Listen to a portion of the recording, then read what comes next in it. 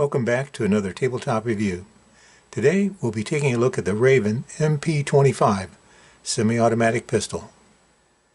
I've been collecting firearms for years, and I like the old pocket pistols.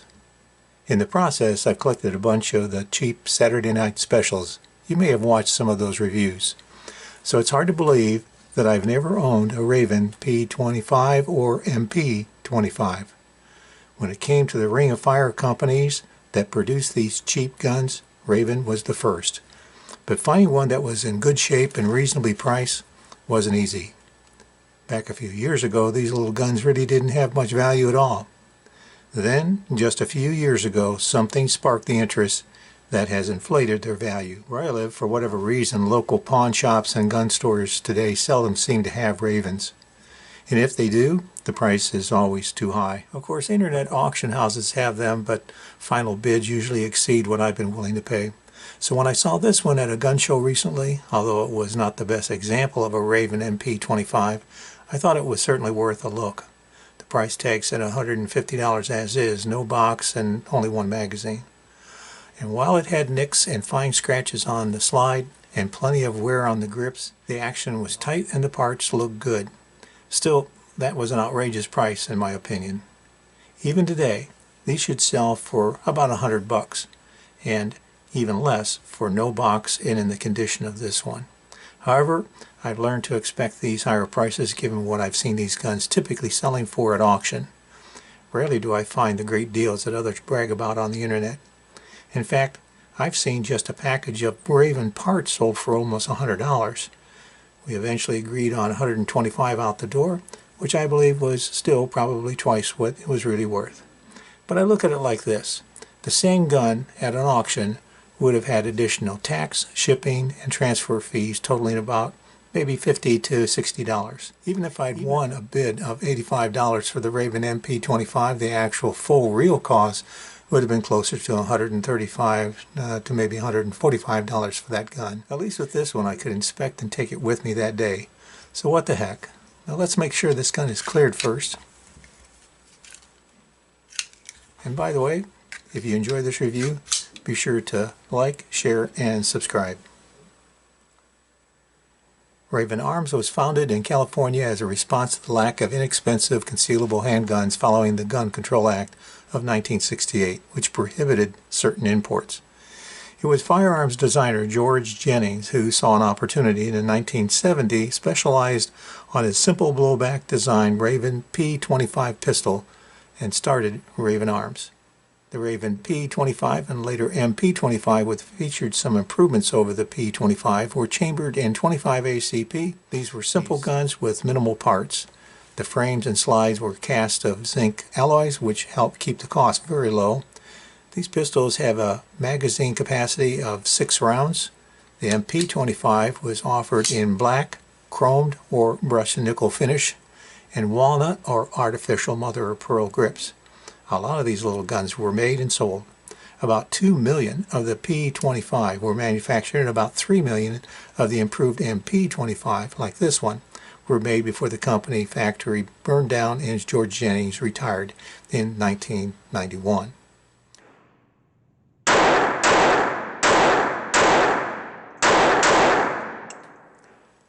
Now I hear people say that the Raven was the first Saturday night special. I'm not sure that's true. Yes, Raven Arms was the first of what have been called the Ring of Fire companies, and there were many Ring of Fire companies back in the 70s, 80s, and 90s. They were known as the Southern California Ring of Fire companies based upon all their locations being within a 100-mile circle of Los Angeles, and because they produced cheap, poor quality, unreliable small caliber handguns that were made by the thousands. And yes, these guns were often referred to as Saturday Night Specials because of their link to crimes. But the term Saturday Night Special was never confined to just the California Ring of Fire companies. Saturday Night Special can refer to any cheap handgun made of poorer materials. In his 1973 book, The Saturday Night Special, Robert Sherrill claimed the name came from the Detroit area because these cheap firearms were sold to satisfy the passions of Saturday night. Detroit police began to refer to them as Saturday Night Specials, and the term stuck. Of course, that would have been just about the time that Jennings began producing the Raven 25. But since ROM Industries of Florida was already producing its notoriously cheap revolvers and pistols a few years before even the Raven came out, I'm not sure you could say the Raven was the first Saturday Night Special. As I said, Raven Arms was the first of the Ring of Fire companies, and as such the Raven P25 and MP25 get the honor of being considered the first Ring of Fire guns.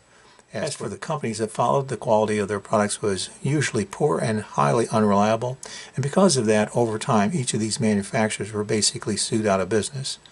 Jennings and his associates were not only said to be unscrupulous in their business dealings, they were also tenacious. So when one went out of business, another related company in the same region would pop up to take its place and basically continue to produce the same guns. And the people who owned and ran those Ring of Fire companies were usually family members or associates of Jennings. What I did find interesting is that the improved Raven MP25 was actually considered a fairly robust and reliable little pistol, and the Raven pistol would become the basis for the firearms that followed within the Ring of Fire companies. You can see similarities to the Raven design in the products of the later Ring of Fire companies, but that didn't make them any better or even as good as the Raven. In fact, there are those who will argue that the quality actually suffered significantly under the business practices of the later companies. Given the Raven's cheap price, those questionable business practices, and the low quality of the Ring of Fire company products in general, Raven Arms pistols, by association, are not highly regarded by many. By the way, due to the destruction of the Raven Arm factory in 1991, both records were lost, making popular provenance of the Raven pistols very difficult. In addition, the Raven design and rights were bought by Phoenix Arms, which is still in business today. The production of the Raven MP25 has actually continued for a few years by Phoenix. And you can even still get some Raven parts from Phoenix Arms. Raven magazines, for example, are $19. But since we know that this pistol is a California Raven Arms P25, and it has the later improved safety that pushes up the lock the slide compared to the sliding safety of earlier iterations, it probably would have been produced in the later 1980s or early 1990s before destruction of the Raven Arms factory in 1991. I'm told that these producers had a profit margin for these guns of $1. The money for the manufacturer was in sales volume. They made about 5 million of these Ravens, so I suppose it worked for them. The dealer paid about $35 and the MSRP was about $65. Well, this is where I usually talk about movie connections for the guns I'm reviewing, and the Raven MP25 has been in many movies, especially back in the 1980s and the 90s. The many movies directed by Andy Sidaris are good examples. Here's just one example of the 1991 movie Do or Die. And here's an example of another more well-known actor and producer, Jackie Chan, in the 2004 movie New Police Story, which includes scenes with the Raven MP25. As for packaging, the Raven MP25 would have come in a simple cardboard box with minimal paperwork and only one magazine. This one was used and had nothing that came with it, which is not surprising. As for specifications, the Raven MP25 is a single-action blowback autoloader. Caliber is 25 ACP. Like many of these pistols, the magazine catches in the bottom of the grip. Magazine capacity is 6 rounds. Only one came with the gun. I've loaded this magazine with dummy rounds here just for demonstration purposes. The barrel is 2.36 inches in length. Overall length is 4.75 inches. Width is 0.8 inches. Height is 3.4 inches. The empty weight is 15 ounces. Grips are walnut or imitation mother of pearl. The finish could be in blued, brushed, or chrome. We have a blade sight on the front and a square notch rear sight. The trigger is fairly basic. The trigger has a short pull of 5 pounds.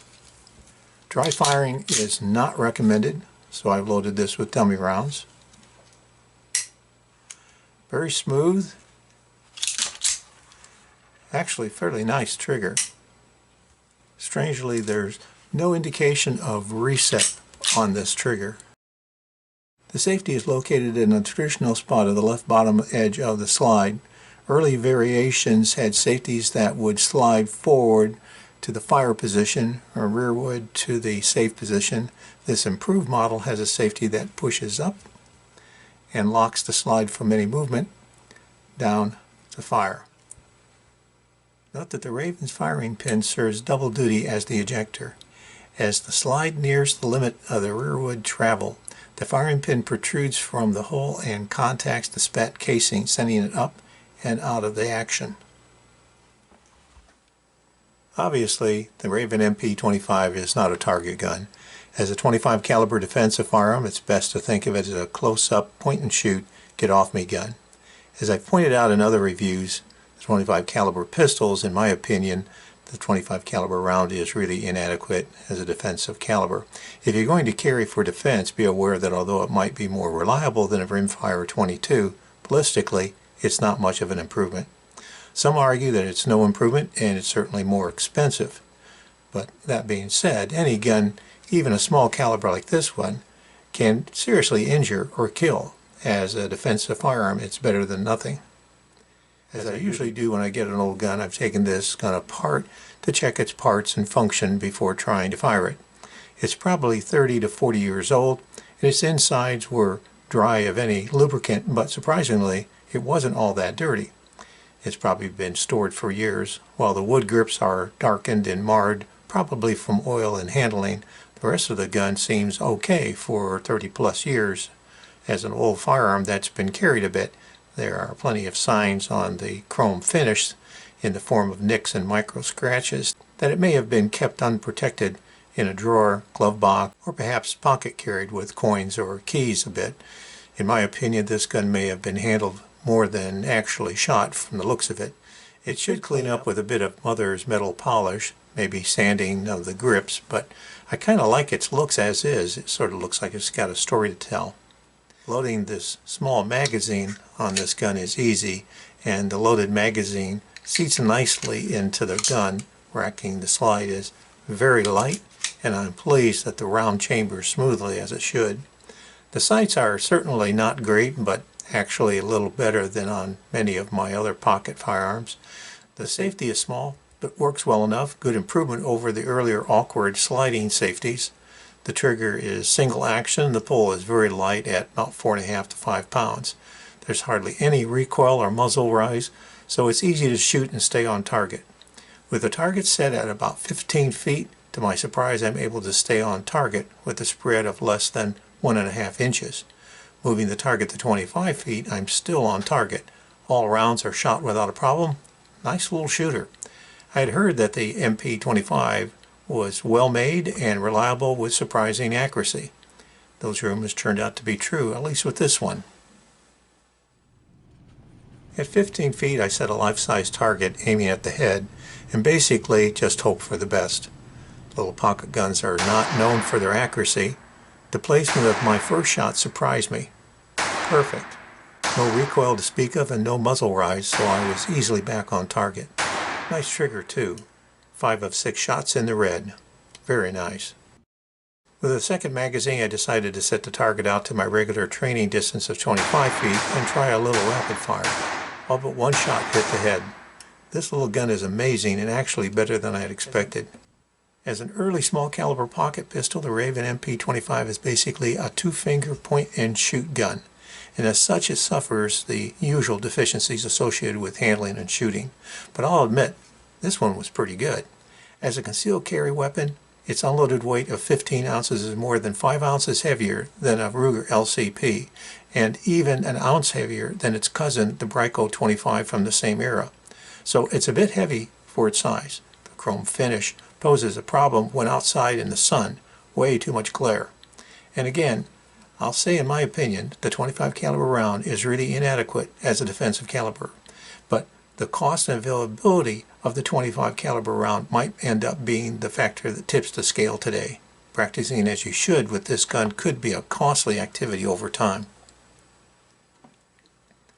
Now as for pros, if you go back to my reviews of the other Saturday Night Special pocket pistols like the Brico 25, the Sterling 300, and the RG 26, and even the Jennings J22, you'll see that I make a big deal about their questionable quality and reliability.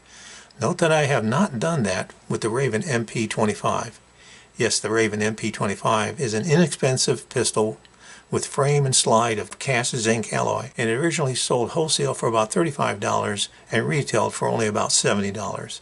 But my research and personal experience appears to suggest that the Raven MP25 was actually a fairly robustly built, accurate, and reliable firearm. While there are many similarities to the cheap pocket guns in my collection, the Raven MP25 is dramatically different in its performance. In my opinion, the word cheap would certainly apply, but I'm not so sure the term junk gun should be applied to the Raven MP25. The Raven MP25's function is solid and smooth, the trigger is surprisingly good, and its accuracy even more of a surprise. Also, there's no doubt the size of the MP25 makes it easy to carry and hide. Although a little heavy for its size, it's also an all-metal gun, which in theory should contribute to its longevity. And while this is a small gun and I've expressed my view on the inadequacy of the .25 caliber round, it's also a very comfortable gun to shoot with a very good accuracy as well, which is a good thing if you're depending on shot placement. Finally, although price may have shot up recently, this is still a relatively cheap gun to buy. And remember that unlike many of the Saturday Night Special firearms out there, the Raven MP25 appears to actually work. Disassembly and reassembly of this gun isn't difficult, but there are small parts that can fly or fall off when apart, so pay close attention. Safety check first. We'll remove the magazine.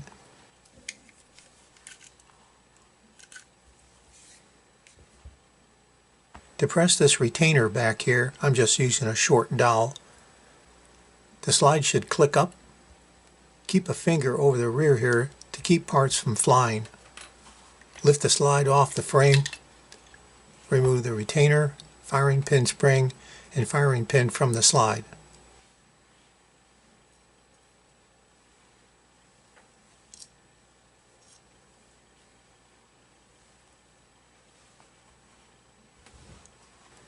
Remove the recoil spring from the frame here.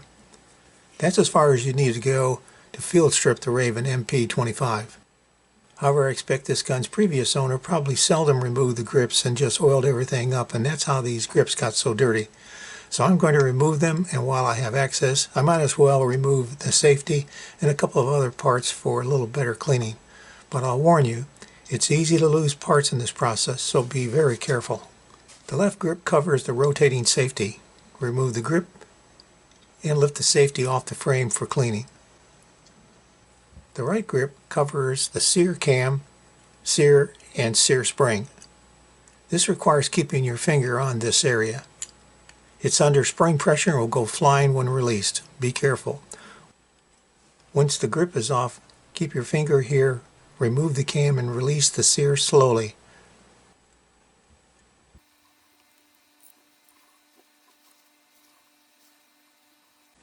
That's as far as you should go.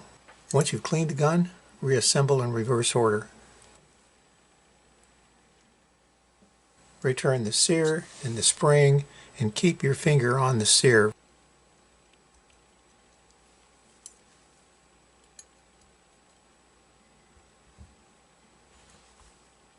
Return this cam like this.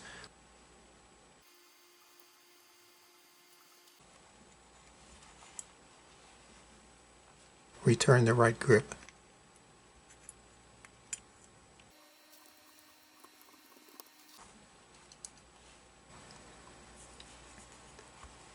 Return the rotating safety like this. Return the left grip. Return the recoil spring.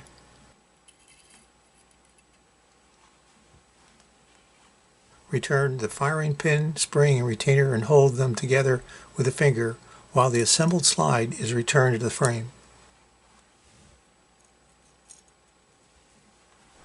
Push in the retainer a little and snap the slide down onto the frame.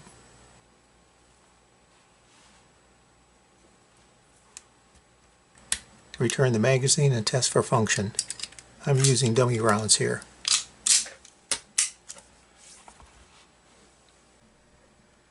As I said earlier, the Raven MP25 has been selling for around $100, but that's a high price for a gun that Genetron.com says originally had a manufacturer suggested retail price of $70 and has a used value today of just $50 to $60. Depending on where you are, the Raven MP25 could indeed be found for that $50 price at a local gun store or pawn shop. You could get lucky. If you buy one through an online auction house, just remember the additional costs you'll pay to calculate your true costs. But in my opinion, given my experience with this one, I'd say $100, maybe even $125 is really not unreasonable for one in good condition today. Now, before we end today's video, I'd like to remind you, if you haven't already, be sure to like, share, and subscribe down below. And thanks for watching. The Raven MP25 is an improved Raven P25 designed by George Jennings back in the 1970s. There were about 5 million MP25s and P25s made, so there are a lot of these little pistols out there, and parts are readily available. No problem there. The push-up safety would suggest that this is one of the latest updated models. In its day, the Raven MP25 was a very popular and affordable pocket pistol. Unfortunately, it would appear that greed followed, leading to the later production of poor quality pocket pistols by companies related to George Jennings, and with the fire in the Raven factory of 1991, the production of the Raven MP25 basically came to an end. Nonetheless, many people believe that the Raven MP25 was actually fairly well made for its time and suggests that you should expect pretty good performance and reliability compared to the other cheap guns from the era. To wrap it up, this little Raven MP25 was a bit of a surprise. It functioned smoothly and flawlessly, and its accuracy was downright unexpected. You know, I own a bunch of small caliber pocket pistols, including a number of junky Ring of Fire and Saturday Night Special firearms. This Raven MP25 is unquestionably above the other Ring of Fire pistols functionally. But would I feel comfortable actually carrying this pistol for defense? Well, I'll admit, the light trigger makes me a little nervous, and as a .25 caliber, and given the Raven's weight, I probably wouldn't choose it for carry. But after 50 rounds fired and absolutely no problems at all, as a backup pistol, I say I wouldn't rule it out in a pinch. Fortunately, I have better options today. But if you want an example of one of the inexpensive Saturday Night Special firearms from a time when they were very popular, I suggest you skip all the others out there and just find a good Raven MP25. From my experience, it's the one that's most likely to put a smile on your face. Any weapon you carry is better than the one you left at home. Thanks for watching. Hope you'll be back for my next tabletop review. Until next time, stay safe.